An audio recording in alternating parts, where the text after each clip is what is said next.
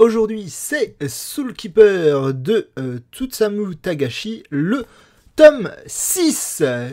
Et un tome 6 qui est donc concentré sur l'antagonisme de l'histoire, sur Kubo, puisque après tant de tomes, on en apprend plus sur ce personnage, on apprend enfin son histoire, qui il est, et je dois dire que c'était trop cool. Le passage, donc voilà, la moitié du livre, c'est un peu l'histoire de Kubo. On a un flashback sur l'histoire de Kubo et son histoire est vachement cool, donne encore plus de profondeur au personnage. Soul Keeper vraiment en ce moment est un manga de référence, mon manga de référence du moment. Hein, je veux dire, on est au 6e tome, il y a 8, c'est un manga en 8 tomes. Donc là, on arrive vraiment dans les choses sérieuses de l'histoire. La deuxième partie, donc la première partie, c'est donc sur Kubo, sur le passé de Kubo.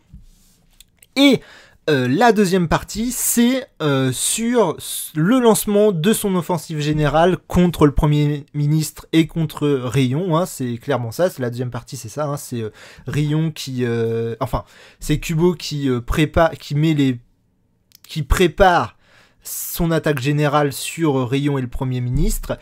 Et la toute fin du tome, c'est le début de l'attaque. Le début de l'attaque qui va être fort embêtante pour nos héros. Là, on est... Hop là, les dessins sont toujours magnifiques. Hein. Là, on est sur ce qui va se servir pour l'attaque finale. Ça veut dire tout le mal qui réside dans Fukushima. Il va donc à Fukushima et il va se servir de tout le mal qu'il y a à Fukushima pour attaquer le Premier ministre et Rayon ainsi que tous ceux qui sont autour du Premier ministre. Ça va être le combat final, le 7, et j'ai hâte de lire le 7 et le 8 parce qu'on arrive au combat final à la fin de l'histoire et ça va vraiment être le manga de l'année, clairement. Hein, c'est l'un des mangas de l'année. Putain, 8 tomes, ça va être 8 tomes fantastiques. Déjà, là, pour l'instant, on est à 6 tomes et c'est 6 tomes tellement bons. Et là, le fait que en plus que l'histoire de Kubo soit aussi forte rend le truc encore mieux. Déjà, en fait, tout ce qui était avant était tellement bon, quoi.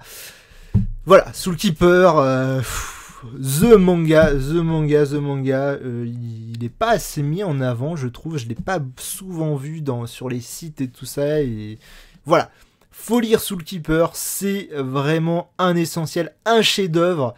Donc voilà, j'ai hâte de lire le 7 et le 8. Ah, j'ai hâte.